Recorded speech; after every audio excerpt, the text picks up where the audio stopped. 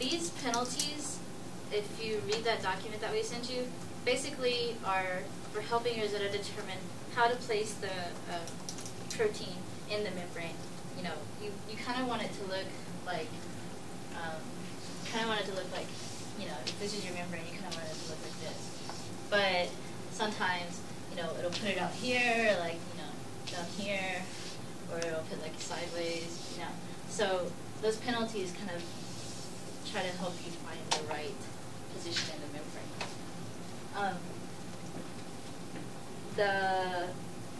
You want to turn the radius of gyration weight down, because that's more useful for proteins like T4 lysozyme, not as useful for membrane proteins because these aren't exactly globular, right? So what you want to do instead is encourage packing of the helices and not so much folding them up into a ball. So we downweight the radius of gyration score, and these patches are just files that contain the weighting information for each stage of membrane ab initio protocol. So they change from stage to stage, and these are the ways that me and Liz were given by Vladimir and Yifan Song to try to get the best results for your membrane folding, and these are also in your tutorials directory. So for future folding runs that you're doing, I would suggest using these. And as we were saying, you can evaluate RMSD, but you can also evaluate with global distance tests. And sometimes I do this because I'm interested in how the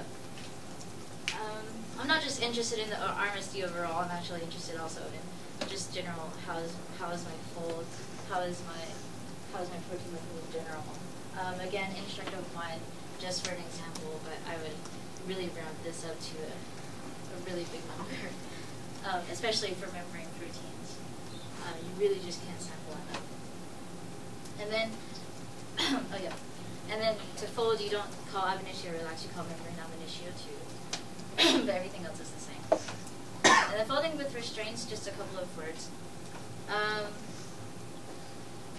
I think that in theory you can use restraints with any protocol in Rosetta. It will read in your constraints file. If it actually has any effect on the results you're getting, that is a different question, and that will require some some testing and optimization on your part, or somebody's part. So, but what is required is that you put in these flags, or these options, into your options file. And if you're doing centroid mode, you use the CST file and CST weight. This weight will vary. For example, for T4 lysozyme, I use a weight of 4. Sometimes you might want to move it up or down depending on how many restraints you have and how many, what type of restraints you have, for example, how big is your protein, things like this. So this is a very case specific. I'm working right now on trying to find a more general way of doing this. And then here I said EPR distance because I work with Rosetta EPR. I developed on Rosetta EPR. That's not a necessary option. And then your constraints file that you put in is essentially divided into 2 parts. You have the definition of your constraints here. I'm using an atom pair constraint. There are also angle constraints, like dihedral angle constraints, and things like this. And then you specify, whatever format. So in the case of atom pair, you give it the residue 1 and atom 1, residue 2 and atom 2. And then this is where you tell it what kind of penalty or bonus function you want to score your restraints according to. So, for example, with a backup function, you would have atom 1 and atom 2, and then each model that has these 2 atoms within a certain experimental distance would be considered fine, but outside it scores it like this or something like that. And this function varies. Here I use spline for Rosetta EPR, and the rest of the file after that depends on what function you're defining. So the constraint file instructions in the Rosetta 3.2 User's Guide is actually pretty good. And if you go to that page in the User's Guide and look at the specifics for whatever function that you're using, it will tell you what format this constraints file should take. Excuse me, if you have more than one chain, for example, chain A, chain B, chain C, how can we constrain? I have not tried this specifically, but a lot of people have asked, and what I would recommend you trying is, let's say you have a sequence from 1 to 20.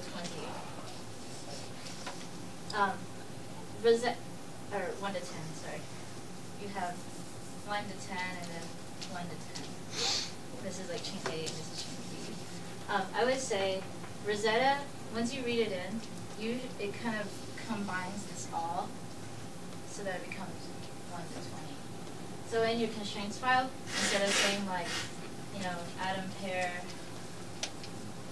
and then like, you know, 1, and then like chain A or whatever, blah, blah, blah, and then doing it for chain B, I would just say, and like residue 1 for chain B, I would call this actually residue 11. You see what I'm saying? So if you have a restraint between residue 1 of one chain and 1 of another chain, I would actually pretend that this is actually now residue 11. Does that make sense? Yeah, right. I've never tried it though, but if you try it, please let me know how it goes. Oh, and this is just an explanation of the constraints file I just told you. Oh yeah, and you can mix and match. So if you have lots of different types of restraints, let's say you have some NOEs and some like angle constraints and things like that, you can mix them all into the same file if you want. And each line is considered separately. So if you have one like atom pair constraint and you want to score it with a bounded function, then you have like an angle constraint and you want to score it with a Gaussian type function, you can put those all in the same file. So that's kind of cool. And then after you do your folding run with these restraints, instead of clustering, what I usually do is actually see how they agree with the restraints that I put in. You can write scripts for this. This is an example of Nathan Alexander in our lab wrote a script that will will measure the distances between residues and then color them according to, you know, do they satisfy the restraints, do they not satisfy the restraints, how much do they satisfy the restraints, and things like this, just to visualize it.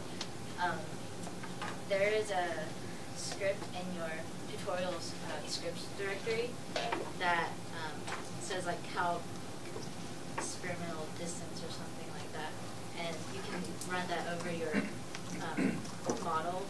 And I write about that in the tutorial, and it tells you, like how much is each restraint violated. We often use that information.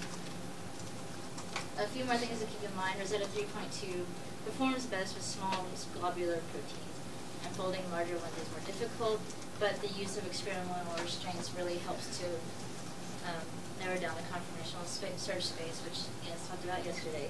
And hopefully, a lot of the questions that you've been asking over the past day or two are currently being addressed, but are not in the release, unfortunately. But we're hoping that soon they'll be available. And here's a list of these foldings.